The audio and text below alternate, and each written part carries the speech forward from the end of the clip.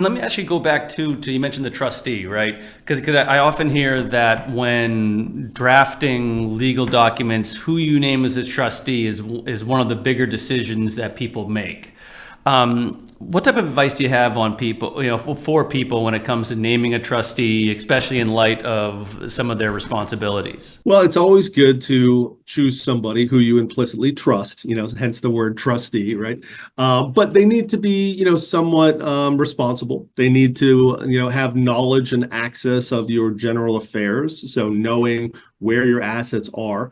Of course, you can leave them this information in a well-tailored estate plan. They don't need to be privy to all that information while you're still alive, but they need to have access. I wouldn't say that having someone local is necessary, although it can be more convenient. If you have a person who might be a good trustee that lives in the town 2 towns over, and then you have another one who would be just as good, but they live in California, I'd usually say make their lives a little easier and choose the local person, because sometimes going to banks, selling real estate, that is something that happens locally. A lot of that can be accomplished online or on the phone these days, but it is a nice situation where everything can be tidied up seamlessly. Some people want to name multiple trustees, which you can do. You can have a single trustee, you can have co-trustees, you can even have more than 2 trustees. I usually am a little wary of the multiple trustee scenario because every bank's going to want multiple people showing up and signing every document. So there can be a little bit more administrative hurdles for those people. Again, how they get along and where they live can be a factor there.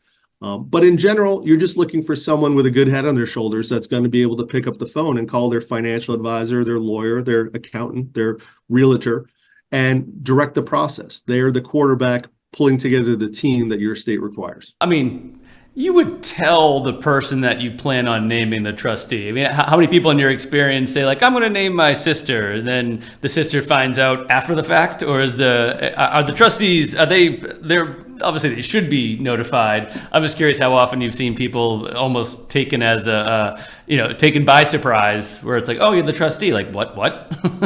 It does happen. I'd say it's more rare. Certainly, I always advise people letting know where these documents could be found.